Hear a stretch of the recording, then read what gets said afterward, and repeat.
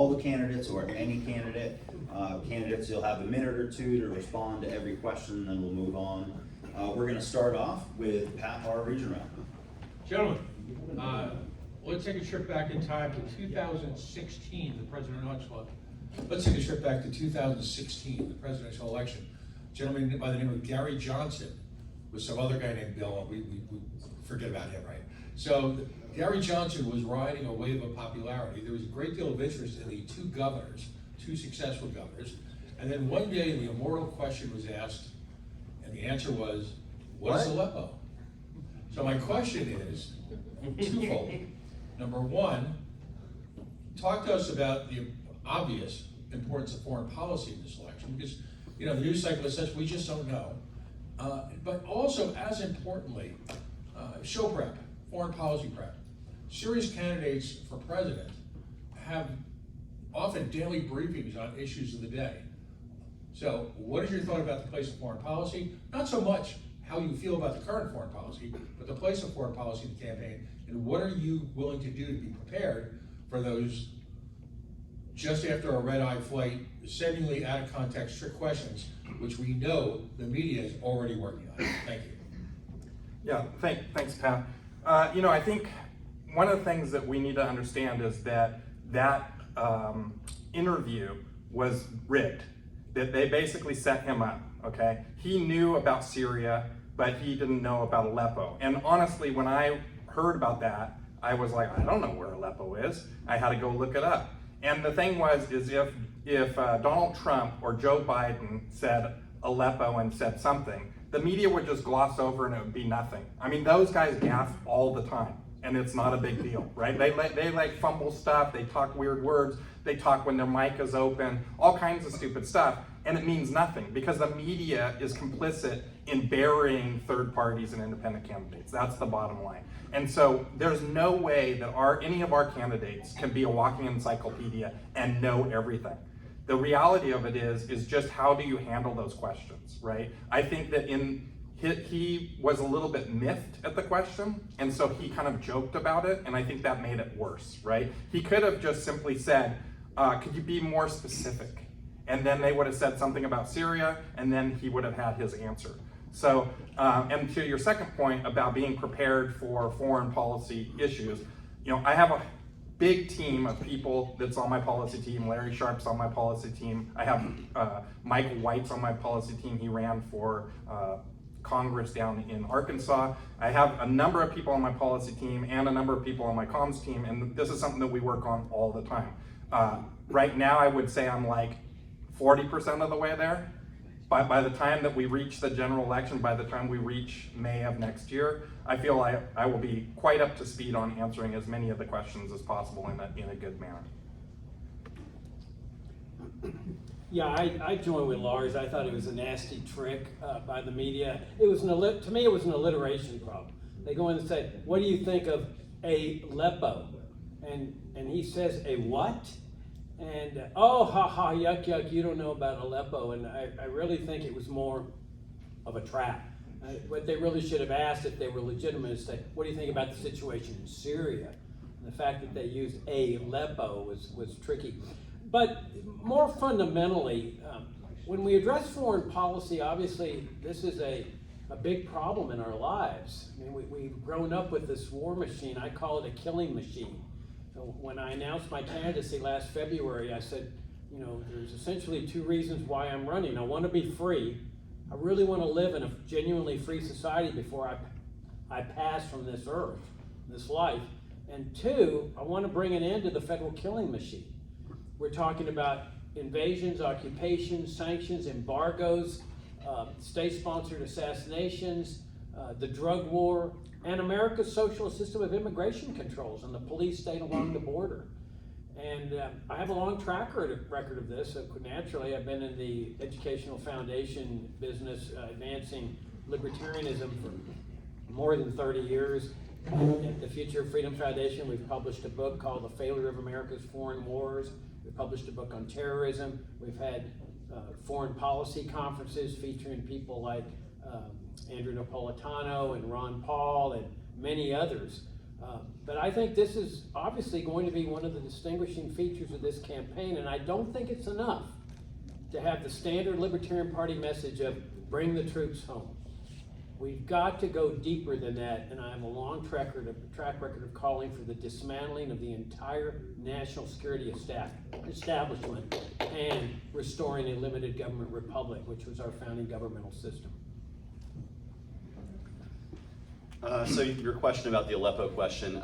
First, I believe the best thing a candidate can do is be prepared and know that those questions are going to be coming at them. I knew this certainly when I was running for Senate in 2022, when I was going to be on a debate stage with a sitting U.S. Senator. I knew the media was going to probably be throwing some random questions at me that really weren't focused on what the voters were caring about, but they wanted to throw a random at me. What they asked me was a question about the Veterans Affairs. And I happily had an answer for them. Why? Because I had prepared with a group of people who rapid fire asked me questions. So I had a stopwatch in my hand, they were asking me a question, I would get 60 seconds to answer. As soon as I was done, another question was coming at me. And so I was used to just having rapid fire questions being asked of me, just random off the wall questions. And that prepared me in that debate. What's going to be preparing me right now is my policy team. It's led by a guy named Tarnell Brown. If you know him, congratulations. He's quite a prickly fellow sometimes, but he also knows his stuff. He is an economist. He is somebody that pays close attention to these things, and we're forming a full campaign book. So on the day that I win the nomination, assuming I win the nomination, I want to just put that out there that I won it. I know these guys want to win the nomination as well. But assuming I win the nomination, we're going to be releasing an entire campaign book that presents the vision of this campaign, what we want our party to look like, and certainly foreign policy is a major part of that. Foreign policy in the wars is what got me politically active in the first place. It's what got me up and off the couch and out there and excited to get out there in the streets and be an activist and fight against the war machine. And I think we can awaken that in the next generation and Gen Z as well. And frankly, we now must make foreign policy a major part of our campaign. If for no other reason that the world has kind of forced that on us. We have conflicts in Ukraine, we have the conflicts going on in Israel and Palestine. We as libertarians have to be able to coherently send a message of peace and diplomacy and ending militarism and saying that using our military as the solution is actually not the answer. It will create further destabilize the region. And if you want an example of that, look at what the Middle East has looked like for the last 20 years. Is it more stable since we've spent trillions of dollars and cost thousands of American lives, displaced millions and killed millions all through the region? Is that region more safe, secure, democratic, stable? It isn't. And so we have to have somebody who's going to go out and speak this message that there is nothing stabilizing about continuing to put the military footprint around the world. I advocate that we remove the military footprint from every single continent that isn't North America, and I make no qualms about it. That's going to involve us closing bases. That's going to involve us having to actually use real diplomacy as opposed to the barrel of a gun to push our values forward. And I think with the free market system and with the energy and enthusiasm of the American economy, we can do that. We can export our values a lot better than we can with the barrel of a gun, and I'll be a candidate for president that advocates that 100%. Thanks a lot. And Pat, thanks for asking this question. I think that this is unusually important in this cycle. As we all know, as the presidential election cycle comes to a close, we all expect, in past years, it's always been the case, that economic issues rise to the top. We have an actual opportunity this time that foreign policy will be on the top, right? Because we have so many opportunities for beginning World War III right now, because we're already in 2 proxy wars. We could easily be into a 3rd by the time of the election. So this could be absolutely critical. I have a little bit different take on the Gary Johnson situation. I got 2 things to say about it. Number 1, Gary didn't know anything about Aleppo. That's actually true. It was a little bit of a shady question. They were giving him no quarter, and then they all piled on him. That's all true. It's also true that Gary didn't know what the hell Aleppo was. Now, it's okay not to know what Aleppo is. If you're running for president, it's not okay to not know what Aleppo is. At the time, it was the biggest issue in foreign policy. This wasn't just a town in Syria. This is, how are we going to show leadership at saving 1 million people? This was a big deal. What is Aleppo was not an acceptable answer, which is why actually you were motivated to ask the question. Having said that, Gary not knowing anything about Aleppo was not the reason his campaign imploded. The reason his campaign imploded is because when he did make the mistake, he had not given enough people to hang on to his campaign. Contrast this with Donald Trump. No one here is a fan of Donald Trump that we know of, certainly not me. I was in New York in the 80s, I got a long history of reasons not to like this guy. But Donald Trump famously said I could go out on the Fifth Avenue and shoot somebody without losing a great deal of support. I'm paraphrasing, I don't know the quote exactly, but I should probably learn it because that's a funny line. I'm gonna go out on a limb and saying, shooting someone on Fifth Avenue is worse than forgetting the name of a town in Syria. Let me just assert that, okay? I'm not sure Trump was wrong. People knew why they supported him, people know why they hated him. Not so with Gary. This is the lesson that we as presidential candidates need to learn, and as a party that we need to learn. That we need to be out there with an uncompromisingly principled platform, especially in foreign policy where it matters so much. Speaking of foreign policy, right, and expertise, and you asked, what are you willing to do to get prepared, right? This is the kernel of your question. I'm willing to spend the last 40 years becoming an expert on it, okay? The good news is I've already done that. I've spent weeks in China, I've spent weeks in the Middle East, I have traveled Israel from Tel Aviv to Eilat, I've traveled the West Bank, from Jericho to Bethlehem to Ramallah. I've been to you guys probably all know the world's lowest bar. It's a joke. The world's lowest bar is a bar at the bottom of the Dead Sea. And it's at an elevation like 50 meters below sea level. This feels personal this time, what's going on in Israel. I've been there. People on my team have family there. A prominent member of our party has recently lost family members in Palestine. This feels personal. This is a difficult issue for us, not only as a nation, but as a party in particular. The expertise is going to be critical. And it's up to us to say, we're going to be exiting NATO. We're going to be ending this stupid idea of strategic ambiguity with China. We're going to get out of the idea of funding Ukraine. We're going to be taking big, bold moves, and you better have the credibility to back that up. Gary had neither. That's the problem. He wasn't out there with a big, bold message, and he didn't have the credibility to back it up if he were. I guess we're going another round. Yeah, thank you, gentlemen. We'll go to Ryan and then Michael. Thank you very much. Just to go on the topic, because you guys are talking about foreign policy, one of my big things is international trade and free commerce, and that's what America as a nation is supposed to deliver. However, in this country, there seems, and it's a lot of because of, I think, of right-wing nationalism, where we're calling for more tariffs and more control of trade and more centralization, and they're using it more as a scare tactic. It also, I think, has to do with immigration. So I know you have a lot of experience, I think, with international trade, and it's very important because this is how we push freedom throughout the world, is through trade and commerce and peace and commerce, not at the point of a barrel of a gun. But could you expand more on trade with China?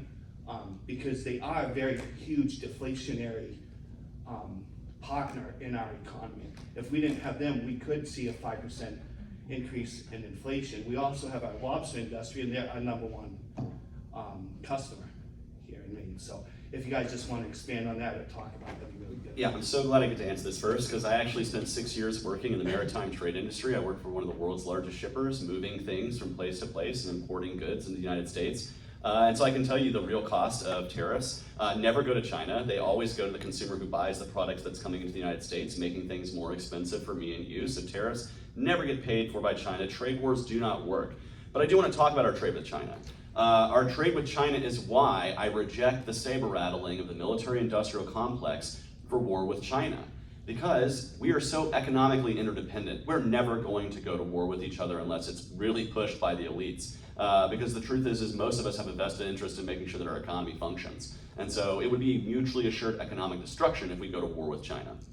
This is why I do think when we see the military-industrial complex rattling a saber, why are they doing that? It's not because they fear war, it's because they need weapons systems passed, they need funding passed, and the Congress is bought and paid for by them. So this is why the saber is being rattled. But when we talk about free international trade, this is why I say we do need to remove our military footprint and start putting our trade and diplomacy forward, breaking down trade barriers across the world. And as a libertarian right, we support the right of free trade and free movement of economic goods and money, and this is the things that we need to be pushing for. And so as somebody who's seen firsthand the amazing nature and the amazing interconnectivity of markets when we bring goods from one place to the other, I can tell you that is the best way to foster peace around the world. Because when we're trading with one another, we're not shooting at one another for the most part. And if we want to increase peace around the world, we need to break down these trade barriers and include more people into the economic family. This is why I think sanctions are a really bad idea. Sanctions affect the poorest people in a country the most. And when we sanction, say, North Korea, it is not Kim Jong-un who is suffering. He is not losing any meals. If you look at him, you can tell. He's not lost a meal in his life. But when you see what happens to economic sanctions in North Korea, it affects the individual person who is a farmer, who is somebody who is living on very low means, and those are the people who are starving to death. And so our policy of sanctions, economic sanctions, just does not work to foster peace and stability, only by exporting our values. And I use the example all the time of my favorite foreign film. It's called Goodbye Lenin. It's a story about a woman, she lives in East Germany, she loves communism, she's all about the communist state, she loves socialism. And she has a heart attack and goes into a coma. And when she's in the coma, the wall falls. Peace and prosperity come to East Germany and East Berlin. And when she wakes up, the doctor says, well, if she gets any shocks, she'll die. And so the whole family has to pretend like communism is still around. But the truth is every single member of that family was immediately in 6 months, improved in their life. And this was the true life story of what happened in East Berlin and East Germany. When free trade and free market values came there and we saw socialism fall, you saw prosperity grow. And that's the message we need to be putting forward, is free trade is the best trade, end sanctions, and stop exporting our values with guns, export our values via shipping container. Thank you for that question. So one thing immediately comes to mind is the Jones Act. We need to get rid of that crap. And the other thing is, I saw a little blurb the other day about Russia. And so we've applied heavy sanctions against Russia. And the blurb said something like, Russia has a $70 billion budget surplus this year, while America has a multi-trillion-dollar deficit.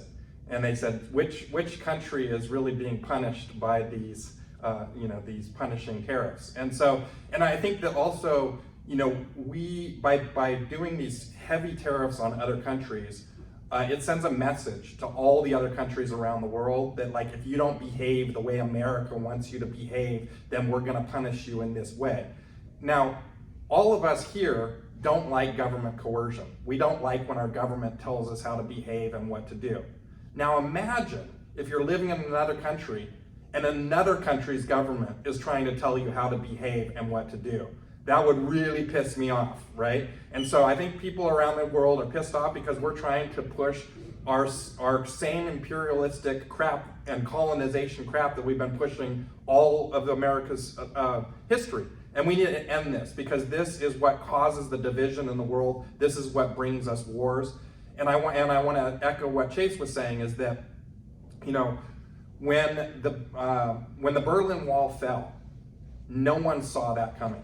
Right? It was just right now is communism, and we're in the Cold War, and we might bomb each other, and the world. It didn't end because a tank was pointing at East Germany. It didn't end at the barrel of a gun. It ended because the people there were suffering under economic hardship of their government. We don't need to worry about China. We were talking about this morning. China's demographics are going to screw them. China's economy is in tatters right now, right? We don't need to do anything. Basically, China is Japan of the 80s, where we were all worried about how Japan was taking over America, they were going to take over all the jobs, and we were all going to be screwed, and they were going to own all our land. And it's the same story played out again with China, and they're going to collapse just like Japan did. The Japanese stock market collapsed, and it took almost 30 years for it to get back to where it was. And they have all kinds of demographic problems. Their population is super aged, and they don't have enough workers, and so then that comes into the whole immigration thing. That's where our solutions of immigration really help out, because we're gonna need more people to do jobs. And that's why the libertarian solution is the proper solution. So I think, I'm against tariffs, I'm against trade wars. Trade wars lead to real wars, and I think that we should be pushing economic prosperity not only for our own country, but for all countries. Because if we lift people up, then desperate people don't do desperate things. And we need to get a lot less desperate people in the world. The Libertarian Party presidential candidate has been sending out for 25 years this exact same message that you've heard. I mean, the presidential candidates have stood for free trade, standard message, bring our troops home, let's lower our military footprint around the world, no more sanctions and embargoes. That's been the standard message. That's what's garnered us the 1%. We have to go deeper than that. The biggest mistake that this country ever made was the conversion of the federal government to a national security state. That is the root of our problem in this country. There's a great book that I wish every American would read called National Security and Double Government by Michael Glennon, who's professor of law at Tufts University, served on the Senate Foreign Relations Committee as counsel. His thesis, to which I subscribe, is that the Pentagon, the CIA, and the NSA are in charge. They are the ones running this federal government. There's another great book called The Last Honest Man about Frank Church, who was head of the Church Committee that uncovered all the abuses at the CIA. And that's a new book. And Church is one of the fiercest opponents of the Vietnam War. And this was in the 60s. He realized that it's not enough to be anti-war, which is the standard message in this party. We're all anti-war, right? It's not enough. Church realized that you have to dismantle this national security state form of government if you're going to end the forever wars. Look, for 20 years we've had presidential candidates in this party arguing against Afghanistan. Get out of Afghanistan, get out of Iraq. What good did it do? As soon as they get out of Afghanistan or they're kicked out of Afghanistan, they start a new one right in Ukraine. They were ready to go. They're ready to go with China. They're ready to go with North Korea. They're ready to go with Iran. And so it's not enough to say, hey, I favor free trade, all of which is right. Free trade is the key to peaceful relations with people. But when Trump started that trade war with China, it was because the national security establishment felt threatened with a rival, an opponent, a competitor to the U.S. empire. And it is my conviction that they pressured Trump into starting that trade war. So if we're going to move this country in a better, peaceful direction permanently, we got to get rid of the Pentagon, the CIA, and the NSA. And this is where my message deviates from the rest of my opponents here. Dismantle this whole thing and restore a limited government republic with just a basic military force, which, with all its imperfections, was the best governmental system, I think, in history. Lasted more than 100 years. Do you guys want to keep the CIA and the NSA? I don't think you do. No. Neither do I. How about the military establishment? No.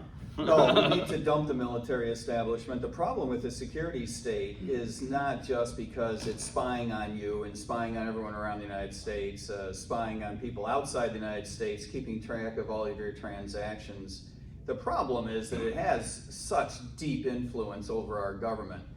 In answer to your question, Ryan, I apologize, we've all sort of deviated from trying to answer your question a little bit. Yeah, we need to establish and unilaterally announce that the globe is going to be our worldwide free trade zone. This is absolutely critical, and the fellas are right. What gets in the way of that is running around not only aggressively imposing sanctions on everybody, and by the way, sanctions don't work, we know that, right? Right now we have sanctions on Russia, sanctions on Iran in a big way.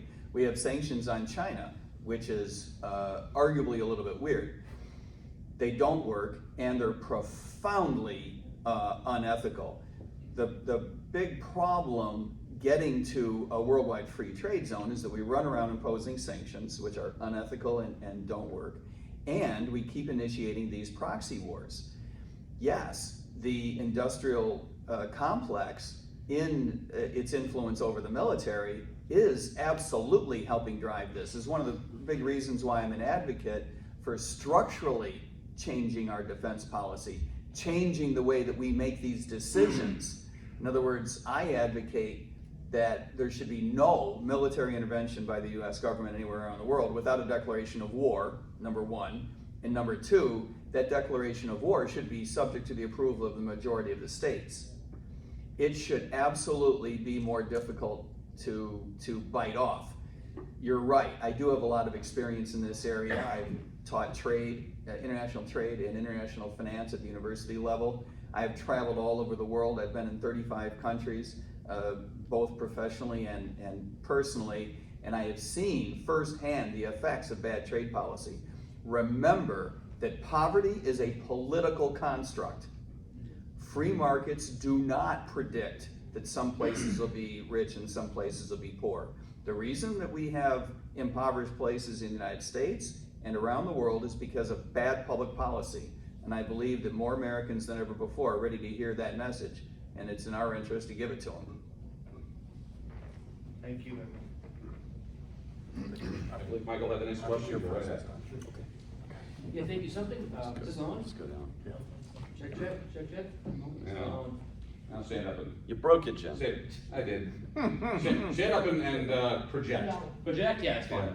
So yeah, something was brought up that was very poignant about Gen Z. We have like this new generation that's kind of coming in. I think in that younger age, when people make a decision about where they stand politically, it tends to last long throughout their life. So during your campaign, how will you kind of position yourself to really grab the attention of Gen Z to make a new generation of libertarians, people who in the next 2, 3, or 4 cycles will serve as activists kind of moving forward? Thank you.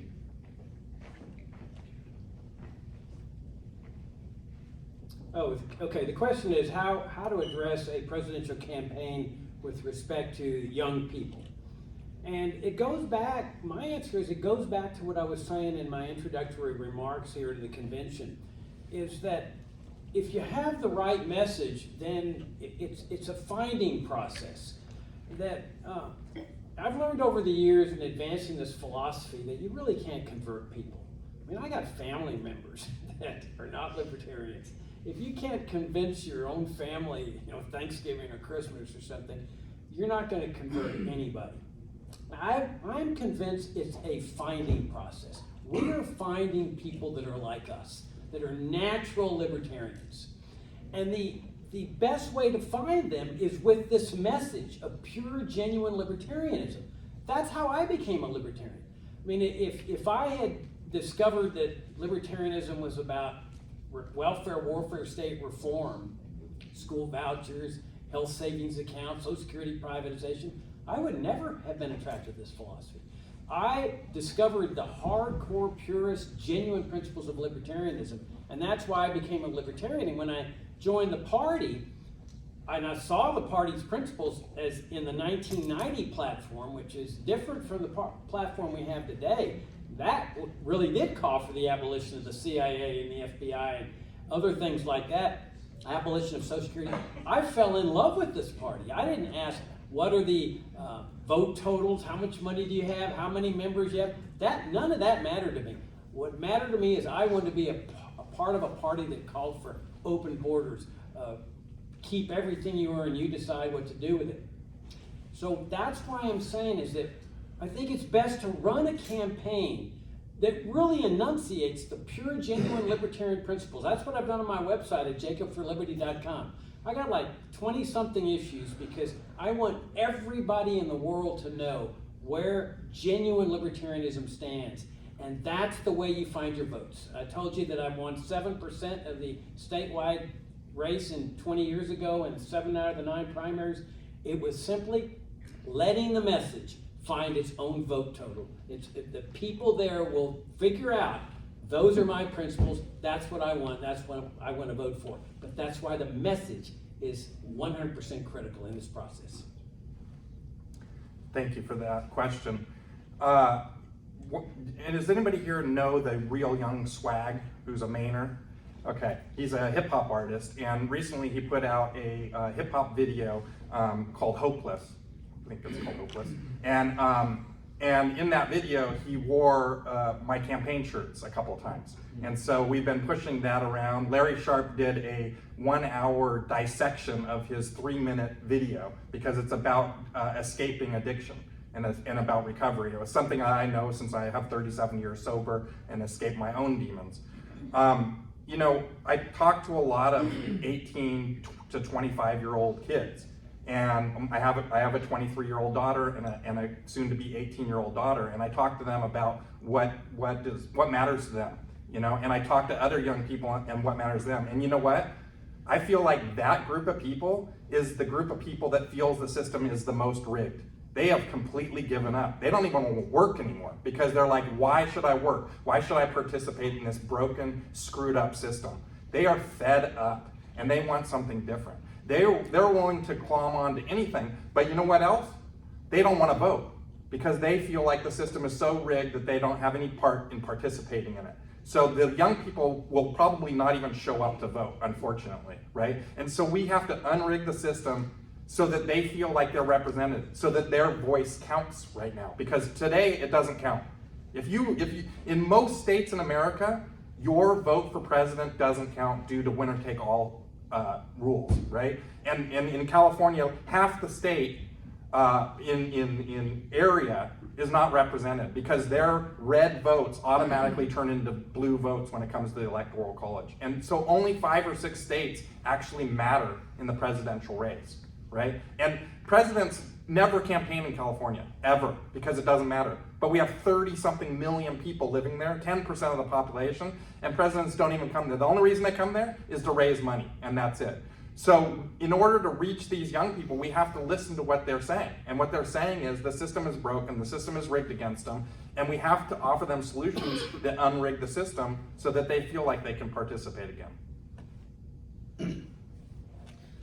As the millennial on the stage, speaking to younger generations is something that I find to be very important for our party in the long term. As I said in my remarks, if we don't reach out to Gen Z, we risk running our party aging into irrelevancy. And there are some really good facts about Gen Z that make me really excited. First off, Gen Zers are voting in higher numbers than millennials did at the same time frame or Gen Xers did at their same point in life. And that tells me that they are interested in being connected to something. But we have to provide them something that's a real contrast. And the two things that I find, and I have spoken to thousands and thousands of people across the country, when I speak to Gen Zers, the two connecting threads that I find the most are empathy and choice. They want to see that we actually care about people. They do feel like the system is completely rigged against them. They do feel like the system has given up on them. They feel like the people in Washington, D.C. and our state houses don't care about anybody. And so we have to be able to put our libertarian philosophy into a message that rings of empathy, that rings about the fact that I actually care about each and every one of you. Because we have this horrible stereotype against libertarians that we don't care about other people, that we're selfish, we only care about what's ours. But the truth is we actually have the most empathetic position. You can live your life the way you want. You can worship who you want, love who you want, your property is your property, and your business is your business. And if you make the agreement with me that you're not going to use the government to push your life on me, I'll make that same agreement with you. There can be nothing more empathic than that message, and that is one that rings true to young people. Another one is choice. They do not like being limited to one or the other. They grew up in the information age. They have the entire world's information in the palm of their hand, and they've been able to use a smartphone since the day they were born. So they don't like being limited to just one choice or the other. This is in regards to many things. In particular, when I talk to Gen Z women, is in regards to their reproductive health. And I have noticed that thread since the Dobbs decision. And I am a pro-choice on everything candidate. But I do want to say this. How are we going to reach out to these young people for the presidential candidate? I'm already doing that right now. I've spoken to colleges. I've already done 3 college tour stops. As I've traveled across the country, I had 50 to 55 students in Franklin, Massachusetts, who were hearing a libertarian message for the real first time on campus. And so I'm committed myself that if I'm our nominee, I will be traveling all over the places to where young people are and speaking to the issues that are important to them. And the issues that are overly important to them are things like immigration. They care about people. They don't want to see people put in cages just for coming here. But they also care about things like climate change, which is something we have to be able to connect to the fact that there's no state solution that will actually get us out of the climate crisis. What will do that is human innovation, free market, and free trade.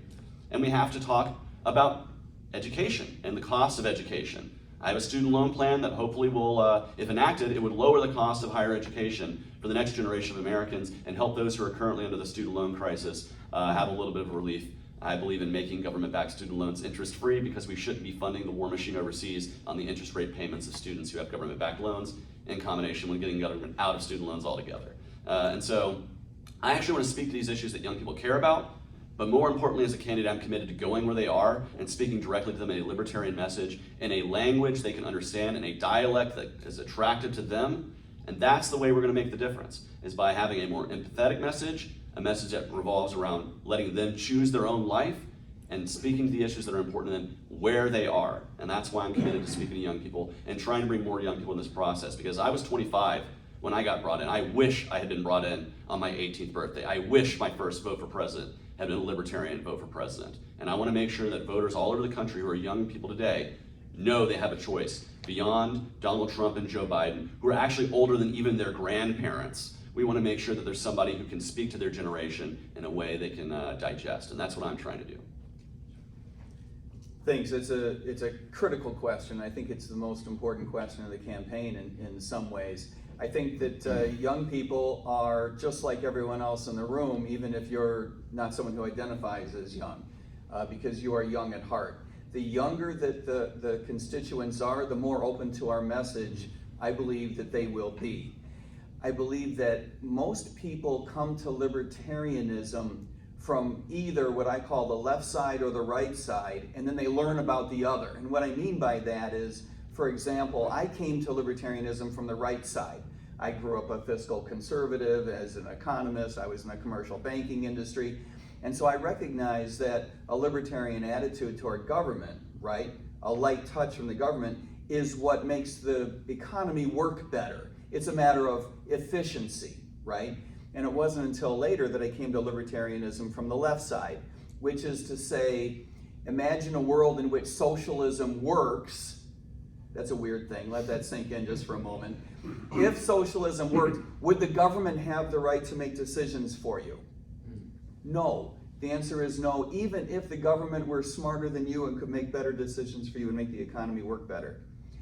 This, I believe, is important for us to understand in how these two ideas differentiate from themselves.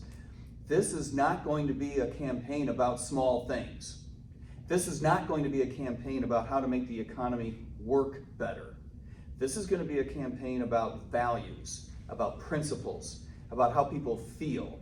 Youngsters are not interested in hearing, well, you know, we're going to boost GDP growth from 2 to 2.5%. I'm sorry, when things are going to hell in a handcart, that sounds like a whole lot of bullshit. We want young people to wake up to the idea that if the government is forcing you into Social Security just to take care of the old people because it's a grand Ponzi scheme, that's evil stuff right there. We want young people to recognize that the reason we have bad trade relations around the world is because we have a crappy foreign policy. It's too militaristic, and it's okay to say so out loud, even if your parents don't want to hear it. People are ready for our message like never before. And I believe that the younger the constituents, the more open they will be, but it's not always a matter of age, right? Lots of people are young at heart in the sense that they feel young all over again, right? They look at the candidates, they look at the parties. Where have these people gone off the rails? They don't represent my values anymore. And, you know, parenthetically, the comment was made about how old the candidates are. I've got a full head of gray hair. I consider myself mature. Joe Biden is like my mom's age. Let that sink in. That's weird stuff, right? I mean, if I am joyful enough to represent our party, I'll be the youngest by a generation. That's weird. Young people need to see that it's not just we in the room who are relatively young, but our ideas are, and that we represent their values and their futures. Kate, I have a work microphone for you. Wasn't you? Oh, who's the next? I thought it was Kate. Oh, Sean. My mistake. I think Sean wanted Kate to ask the question. Yeah. That's how that works. I'm gonna bow. Let Eric. In writing, there's a saying, don't tell, show. We're being told of what your various campaigns are going to be doing differently or which message is going to be better. I want to see how that works in reality.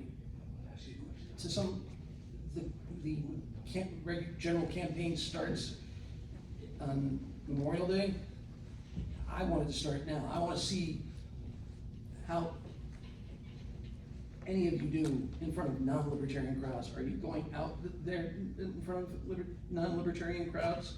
And I would love to see some sort of how that works out for you guys. Yeah, so first I can say I'm proving in real time the kind of campaigning I'll be doing if I win the nomination. That's why I'm trying to hit all 50 states before our nominating contest, because I do believe that it's important to show that you can run a 50-state campaign on the relative shoestring budget that I'm going to be running on. And so I'm trying to prove in real time to the delegates the hard work, the effort that I'm putting in for this race. And I am also trying to speak to non-libertarians. This is why I did the college events that I did. It's why I was happy to speak at the Iowa State Fair. I got to touch and shake hands and speak with thousands of non-libertarian voters. And the way that I always introduced our values is pretty much the same. How many people in here are parents? Raise your hand. I bet each and every parent in this room unconditionally loves their kids. They would do anything they could for their kids. They would fight and they would die for their kids. And so why do we give the power away from those advocates, the people who are going to be the best advocate for the kids? Why do we take decision making away from them and we hand it to Washington, D.C. or to your state house? Why do we remove that agency away from the people that we know care the most about their kids? And when I speak that value, whether it's a Democrat, Republican, or Libertarian or Independent, they go, you know what? That doesn't make any sense. Why don't I have more control? Why don't I have more say-so in how my child's brought up? Why does the federal government make those decisions? It is a great entry point to no matter where your political philosophy is, that's something most people can agree on, is that you're the parent, you should have more say-so in how your kids are raised than the federal government. And so when I speak to non-libertarians, I try to find through lines like that allow us to put our philosophy right there front and center in a way that makes sense to them, and then we go from there. And so that's what I'm trying to do as I run across this country campaigning. Lastly, I do want to kind of speak a little bit to that last question too, a little bit. In this room, how many of you had read Mises' Liberalism? Anybody? Okay, 1, 2, 3, 4, 5. How many of you have seen Star Wars? Every single one of us, pretty much, right? Both of those are libertarian stories. But one of those is a 300-page economic tome that is going to be very hard to get some people outside of our libertarian inner circle to read. The other is a piece of pop culture that talks about a group of ragtag freedom fighters who fight against an authoritarian government to reestablish a republic. Both of those are libertarian stories. So I tell people sometimes we have to be able to equate our values through a pop culture lens, because that's what's going to make sense. When people ask me, what book should I give to my kid to make them a libertarian? I say the Hunger Games novels. Because spoiler alert, at the end, Katniss Everdeen rejects fascism and communism. And so I think that's something that I think when we speak to younger people. But when we talk about how do we get our message through, we have to find that connective tissue that every single person, no matter where they vote or what they feel like their political affiliation is, cares about them. And so for a parent, that's the love of their child. And so whenever I speak to somebody who has a child in tow, I always talk about that. And it works nearly every time to get people on our group, on our side. And lastly, we have to be out there, we have to be present in places that are not libertarian. I got to march at the Chicago Pride Parade this year, okay? Normally when you march in Pride parades, you get polite applause. When I was marching in Chicago Pride, they were going nuts for libertarians. I couldn't understand it until I asked somebody, why is this? And they say, in Chicago, libertarians are the second party because they care about gay rights. And so those who are on the left, they are comfortable with you libertarians. In fact, when I was handing out my literature, I hugged a lady, and she gave me a hug, and she whispered in my ear, she goes, I think I'm gonna come out as a libertarian. I said, yes, that's what we want. And so I wanna be able to speak our message in a way that resonates with each and every individual, and that do you love your kids is probably the best way I found this time. Yeah, I'll hand it off. I'll go there. How many people here have seen one of my ads on social media? All right, how many people are sick of seeing my ads on social media? All right, nobody yet, so I haven't hit you yet. All right, oh, Chase, all right, Chase has seen it too many times. So, I filed to run almost 3 years ago now, like 2.5 years ago. And ever since then, I've been running ads on social media. In one of the summers, in one 28-day period, I reached 17 million people on Facebook. I'm averaging 5 to 7 million people on Twitter X right now every month. Okay, these are not libertarian people, these are all across the board. If you go to my social media, you will see left people and right people arguing the points that I'm making. So I am reaching across the aisle in all directions. And what this kind of gives me is, I'm a marketer. I've literally spent hundreds of millions of dollars on advertising.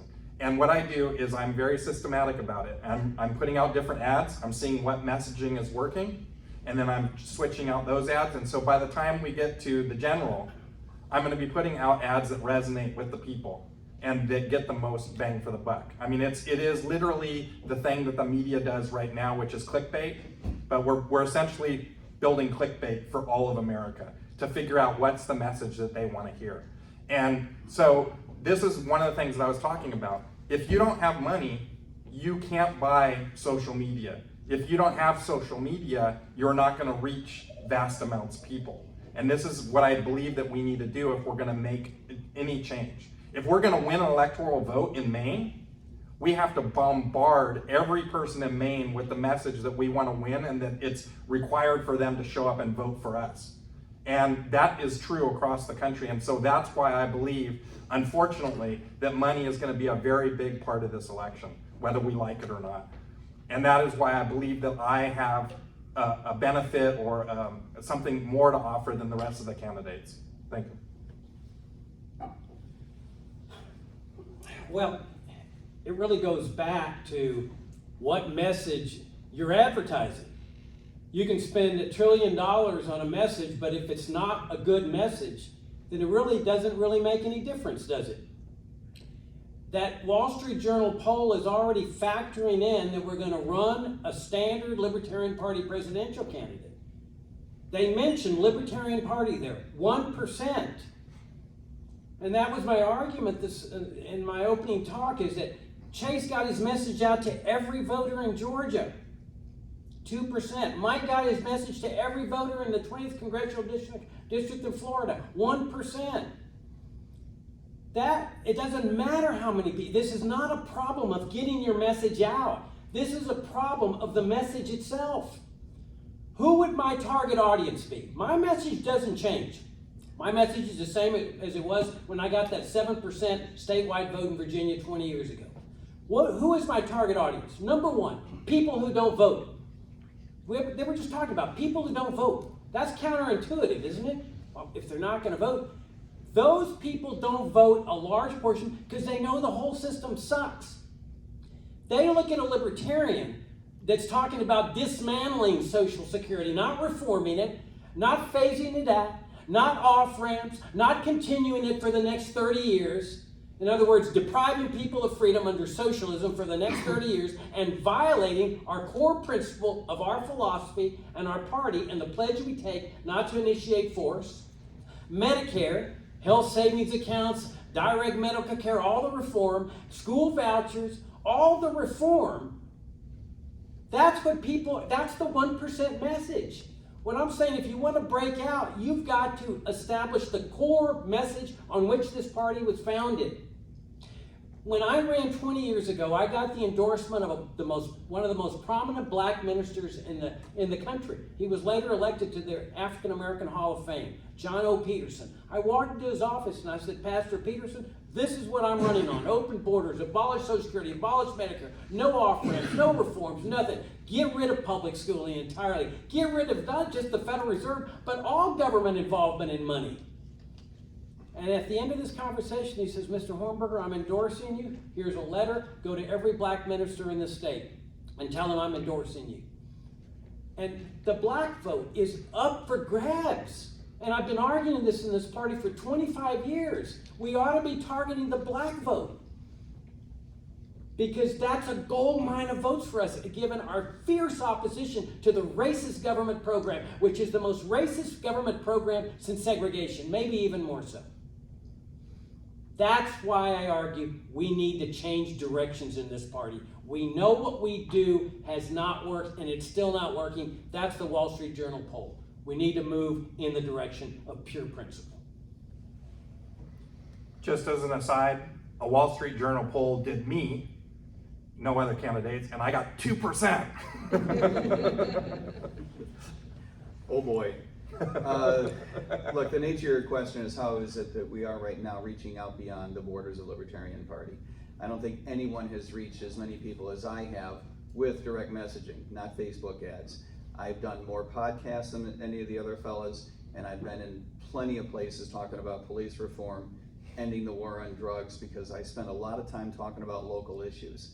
The local issues ring real loud for a number of communities, because remember, poverty, especially in the United States, persistent intergenerational poverty, is a matter of bad local public policy. And people are increasingly aware of this, and people will vote on these issues. The simple dignity of being able to raise your children the way you want is being taken away from you. And this is the reason why so many people are interested in these local issues. I've done 100 podcasts now, the majority of which have been outside of the Libertarian Party. So we're reaching people all the time. And sometimes those two ideas overlap and intersect. I did a podcast a couple of weeks ago with a guy named Larry Lawton, who I was unfamiliar with. He's got over 1 million subscribers. He and I had a good laugh talking about police reform, criminal justice reform, because we each spent 12 years in it. I was a cop for 11.5 years. He was in federal prison for 11.5 years. And boy, we agreed on virtually everything. Yeah, there's a little climbing there in terms of educating about nuts and bolts, right? People are open to our message. People are open to the idea of doing things differently, profoundly differently, right? At an institutional level. People are ready for this. And I find that people outside the Libertarian Party, they've got that libertarian streak. You need to help identify it in them and let them find it in themselves. Our message does work, to your point, which is why your question is so important. Thank you, gentlemen. We are getting close to the end of the day. We have time for another question or two. Before we go into the final question, I just wanted to announce that we do have a tally for our delegates. So the delegates this year will be Kate, myself, Robin, Jim, Dane, Jeremy, and Andy Gardner was elected to the 7th spot. Michael, Sean, and Ryan, you can all be added on as alternates if you would like, and happy to do that. Delegates afterward, we'll get together, elect a delegation chair and an alternate chair, and we'll do that amongst ourselves. Before we start wrapping up for the day, are there any other questions of the candidates? Anyone else? No? One quick one. We had one in We front. have one over there as well, and I have Somebody else go one. before I go. All right, wonderful. Ford opened it, he's gonna close it. Oh, what else? Go ahead. Lucas had one. Well, to tell you, we're speaking in terms of approaching this younger generation, reaching the younger generation. Everything I've been reading is that the younger generation, through their school system, which is usually run by Democrats, are not their minds are closed. And how do you both say you approach these young people and they listen to you. What message do you have? Because I know a lot of people have tried to reach them and given up.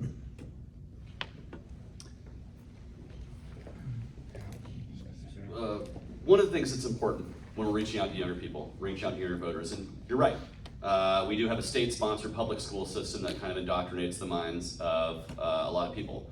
Most of us in this room also went through a public school system. Most of us did. I mean, those of us who were lucky didn't have to. But we also all became libertarians at some point in our lives. We overcame the programming at one point or another. We have to be fearless in going into a room of young people and being able to put our principles forward. And yeah, there might be some people who absolutely don't want to hear that message or who reject that message. But we can pull the people out that are ready to hear it. We can break through to those people. But if we cede the field, if we just say, we're not even going to approach that battlefield, well, then we lose without even fighting. So I would much rather go into that room, go into that arena, and try to pull as many people out of the ideas of socialism and collectivism as possible, which is what so many young people are tricked into the idea that this is the solution. The solution is we should just let the government handle this. Give this free things. We have to be willing to walk into a room and dispel those notions with pure libertarian principles. And that's something that I've always been comfortable doing. I am happy to walk into a room full of leftists because, like I said, very rarely am I the only libertarian when I leave. And I can tell you I do this a lot with regards to the Stop Cop City movement in Atlanta. There's a huge movement to oppose the building of this giant police training facility in Atlanta, and many people across the political spectrum are opposed to it, but for the most part it's socialists who are opposing this. But I go there and I speak out against the issue from a libertarian perspective. I put our principles forward, And now I joke that I am the Atlanta Socialists' favorite libertarian because I show up and I do work and I'm principled where I stand. And if we are not willing to get into that arena and be there to stand on principle, then we have nothing to gain. And so you're right, we might not get every young person because some have been indoctrinated by a public school system or by a way of thinking that emphasizes collectivism. But what we can do is make the attempt. And I think the best route to doing that is having a messenger who's willing to go and speak to where they are. This is why I'm willing to go on college campuses. I can tell you right now, college campuses right now are not the most friendly places for free speech. I got to speak with a group called the Huskies for Liberty out there in Washington State. Of all the public schools across the country, they are the lowest in regards to free speech. Yet there's a group of students on campus who are libertarians, who are dedicated to spreading the ideas of free speech and being unapologetic about it. And we need to back those youngsters up. And so that's what I'm willing to do as a candidate, for sure. Chase is right. He has had some tough sells, and he should be proud of the work that he's done. To be honest, I'm proud of the work that Chase has done as well.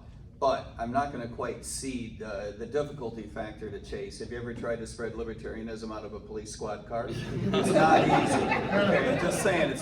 I'm proud of you, bro, but you know, we've all had our challenges here, right?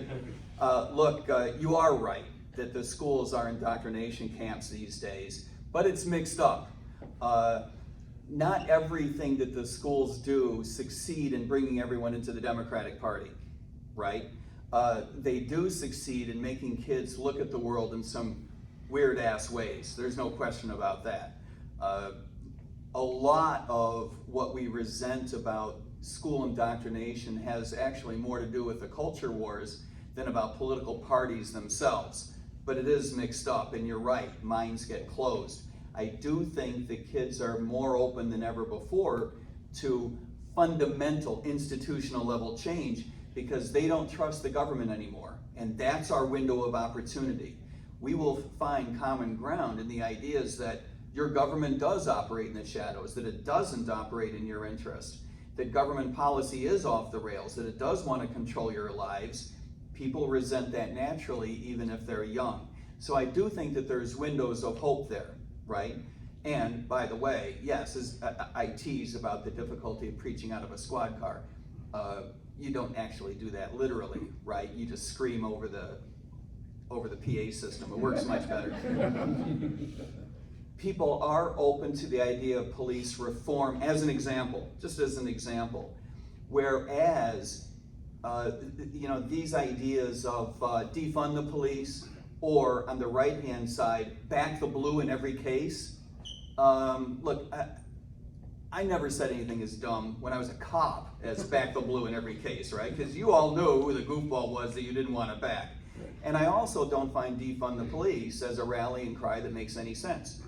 Changing the way police are managed in this country is hard work. It's just an example where young people are open to your message because they want change too. So it is a challenge. Your question is on point, but I do think it's one where we can be successful. So during the lockdowns, my youngest child, who was entering high school, was before Zoom calls every morning. And often I would walk by and listen to these Zoom calls. And I can absolutely tell you that I had to stop myself multiple times from jumping onto the Zoom call and yelling at the teacher and telling them what a kook they were for pushing the kind of propaganda that they were pushing on my student. I was angry and furious about it. My student, I live in the lefty of leftiest towns. There's nothing bluer than Santa Cruz, California. And you will be shamed and you will be punished and you will be canceled if you speak even a whisper of something that they don't like. My student started coming at me with all kinds of very left propaganda. And she was telling me that I was a wrong person for, thinking the way that I thought. And we had some kind of knockdown, drag out kind of situations. But because I have unconditional love for my child and because I am patient with my own child, I was able to just communicate with her my beliefs and my philosophy, my thought process behind what I believed in. And lo and behold, she slowly changed on each of the positions that she was steadfastly fighting against me about. And she would say, Dad, you know what? You were right about that. I hate to admit that you were right about that, but you were right about that. And so much so that after a year of being in that school, she said, I'd like to switch schools because I feel like I'm being told stuff that isn't true. So I think that we can reach kids, but what we have to do is we have to reach them with unconditional love, with tolerance, with empathy. And that's the way that we change kids. We're not going to change everybody, but I believe that one of the things is when we're messaging, we know what messaging works with different people. We don't have to push our harshest message, the one that's going to alienate them. Let's talk about the things that we all agree on first, because that's how we get people involved. If we start out with the thing that they're most pissed off about, it's unlikely that we're ever going to convince them of anything else. But if we can convince them that we should legalize drugs because it puts a lot of people in prison and it's causing horrible problems at the border, and then we can move on to the next thing and the next thing, right? And I wanted to say one more thing, that while the Libertarian Party doesn't have a lot of success at the ballot box, I think one thing that the Libertarian Party has a lot of success at, and that is we are moving the Overton window. We are changing the voice in America, the dialogue in America. Right now you have major party candidates talking about abolishing the federal government across the board. Do you think that would have happened 2 or 3 cycles ago? Absolutely not. Who's been talking about that for 50 years? Us. Who talked about legalizing marijuana and ending the drug war for 50 years? Us, right? And the other parties adopt it. So we need to continue with our messaging, and it will be adopted, and we are doing a good job. We just have to keep up the fight. Thanks. Yeah, it's a really good question. I grew up in the public school system. I was a Democrat, unlike some of my opponents. I grew up a Democrat. My dad was an active Democrat, and there was no doubt in my mind that government should help the poor. Why shouldn't the government help the poor? It's the government's money, right? And then I walked into a public library in my late 20s, one of these Gen Zs today, right? And I found 4 little books that were hardcore, pure libertarian essays. Ludwig von Mises, Leonard Reed, Frank Shotteroff. I mean, it was just down the line, no compromise, no vouchers, no Social Security privatization, no health savings accounts, none of that stuff. And that's what broke through the indoctrination. It was that road to Damascus experience that served as a model for me.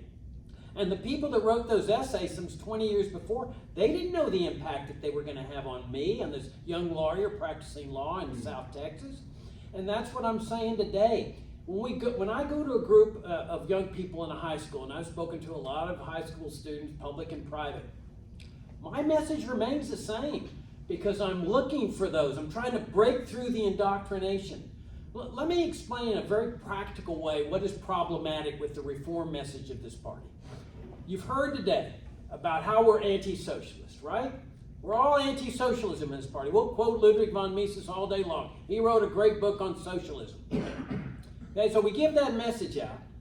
And then the programs that are the crown jewels of American socialism, Social Security, Medicare, public schooling, the Federal Reserve, then we tell these kids we're anti-socialist, but we can't really get rid of these programs all at once because people would be dying in the streets. Freedom just doesn't work.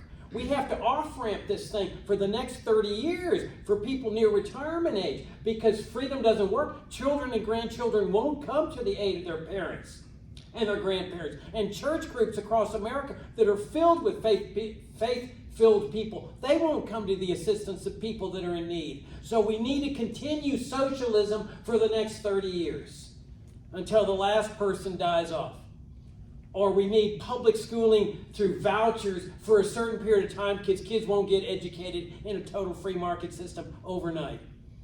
Who's going to vote for that message? It's a convoluted, contradictory message.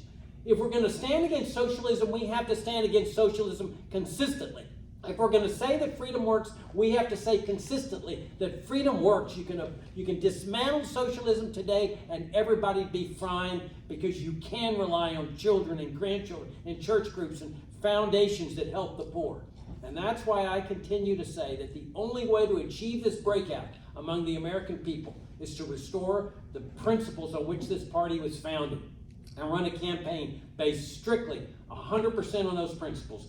Then you find the people that love these principles that are not going to vote for somebody that's over here messing up the message by convoluting both socialism and free markets at the same time. Thank you, gentlemen. All the way from California, we have a question actually. What are you prepared to do to carry the Latino vote in the United States? Yeah, that really is an excellent question, because that's another block of votes that I think the Libertarian Party has missed the bandwagon on, and I've been saying this for 20 years too. This is an ideal sector for us to go after. And note, if you'll Google this phenomenon, you know, the standard response of my opponents in the Libertarian Party was, oh no, they're all Democrats, they're all Democrats. I said, that's nonsense. And if you Google it now, you'll see how many Latinos have gone over to the Republican Party. And all I'm thinking is, oh my gosh, we missed the boat. But, you know, I'm not here to tell you that most Latinos favor open borders, because they don't. But I suspect that the only reason they don't is because they've never heard the case for open borders, the real case.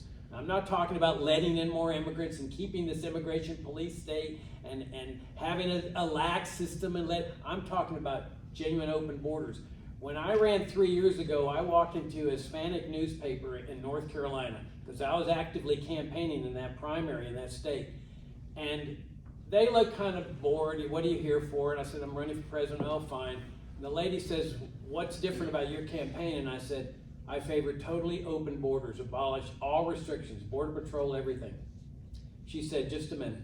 She went back and got her publisher, and the publisher came out and said, we would like to do a full-scale interview with you, preferably in Spanish. And I said, that's fine. I grew up on the border. I spent almost half my life there. I know border culture. This death machine is the most horrific thing, and there's no way to make it work. I've been subjected to this police state down there, this immigration police state. This is a big issue for us. But I'm talking about the genuine issue of open borders, abolish the police state, abolish the border patrol, the immigration service. Not this, oh, I can fix the immigration system position. I want to let in more immigrants. And in that case, that Latino vote, I am convinced, once they realize that there's a real viable argument to be made for open borders, they would come to us in mass.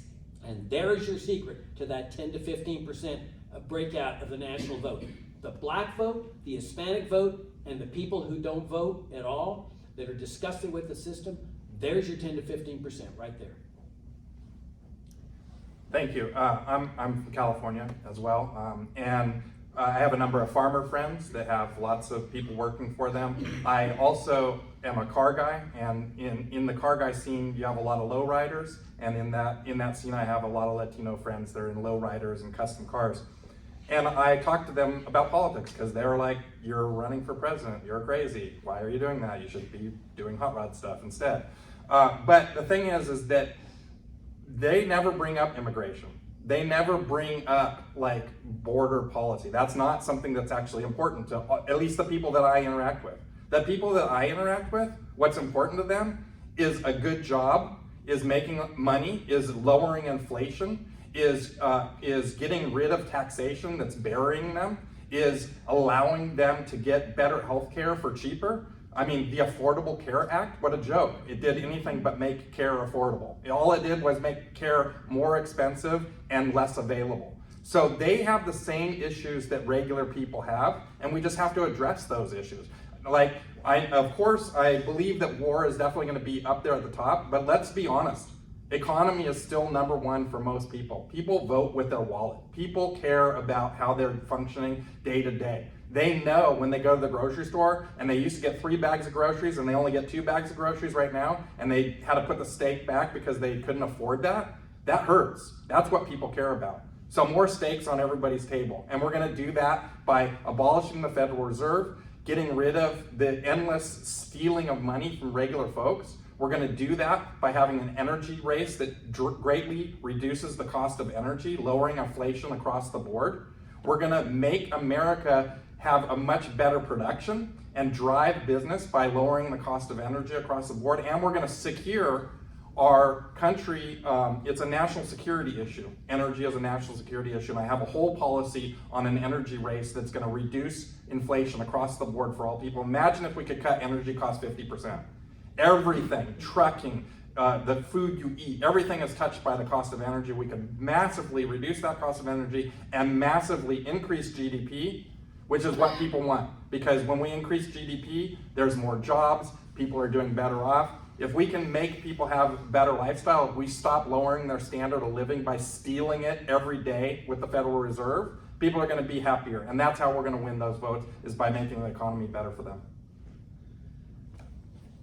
So speaking to the Latino community, as Lars said, is much like speaking to the general community. We do have to speak to the issues that are important to them, and most of those are kitchen table economic issues. We have to be willing to talk about that. And Jacob's also right. Immigration is also a much more important issue to the Latino community than to the general public, because many of them know a family member or have come here from somewhere else, and they want to see free immigration. They want to see people be able to come here and peacefully work and start their American dream just the way they did.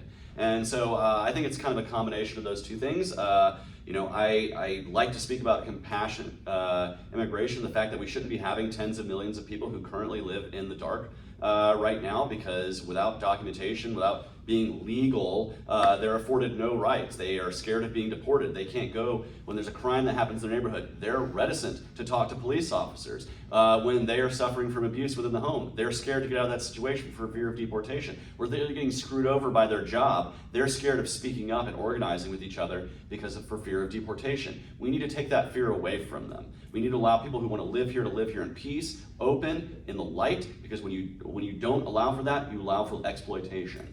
But when it comes to speaking those kitchen table issues, how are we speaking to the Latino community? Well, one of the things my campaign is committed to is every piece of literature that I have, every bit of my website, will be getting transformed into a Spanish version of the website, Spanish versions of that literature, because many people speak Spanish as the first language in this country, and we should be able to communicate our libertarian values straight to them with our media, with our advertising, and with our messaging. Lastly, I do want to say this.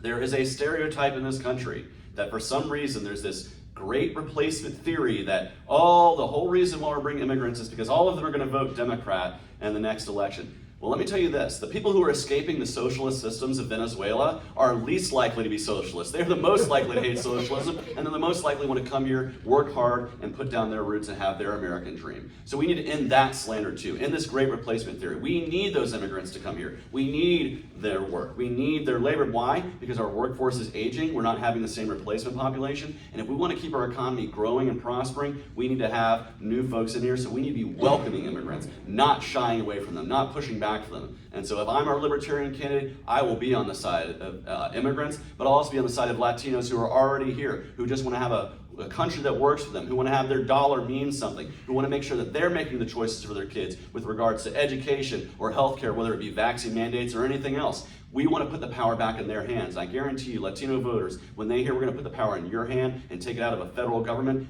that is an attractive message, whether it's in English or en Espanol. That is right. Look, we need to be speaking their language, and it's not always in Spanish, right? Obviously, everything that we do needs to be translated into Spanish. But what you find is, and I've been deeply involved in the Hispanic community that is immigrated to the United States, what you find is that they have deep resentment and skepticism about statism, about socialism in particular. They also have deep resentment and skepticism about the United States foreign policy projecting our values, quote unquote, right? Our values, meaning toppling governments, militarizing our control over people's economy, state building abroad. People are deeply skeptical of the United States spreading what they see as values that do not align with theirs around the world. Consider the following. If you lived in Spain, if you were a Spanish citizen, and someone were running for office there, and they said, you know what we're going to do? we're gonna build up a military so that we have hundreds of bases around the world. We're gonna construct a dozen aircraft carriers. We're gonna spend 4% of our GDP on the military so that we can project our values around the world. Holy cow.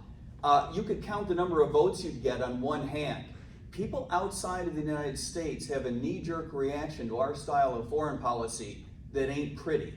And immigrants, more than people born in the United States, share that skepticism and resentment. For this believe me, I have firsthand experience. I'll discuss it with you. I live in downtown Los Angeles, so do I. Yeah, well, okay. And I've got to let you know, But the sanctuary Hispanic cities- community has a deep skepticism of our foreign policy and a deep resentment of economic policies that undermine their ability to make their own decisions. This goes to school policy, this goes to our dopey welfare policy, it goes to how we police, it goes to ending the war on drugs, and you bet it goes to immigration. This whole idea of treating people without dignity when they come across our border, whether it's caging people, jailing people, telling people that they can't work once they get in the United States. Could there be anything dumber than letting people in the United States then tell them not to work? That's backwards. The way that we treat people does not respect them as individuals. It undermines their faith in our values. And that's the type of language that they want to hear and that rings true for them, because when they immigrate to the United States, they bring their values with them. They don't just all of a sudden turn into Americans who think projecting military power around the world is a good idea. Their values align with ours quite well. Thanks. Thank you, gentlemen. Last question for the day. I am just looking for a 1 to 2 word answer on this one. If you get the nomination, what town in Maine are you going to be renting an apartment in? So I've been to both Bangor and Portland right now. I think they're both beautiful places. Wherever I can get the best lobster roll is going to be my answer. Bangor. There you go. Is Bangor. that true, by the way? There we go. I'm gonna probably say Portland because it has the most populace and it's the most dense.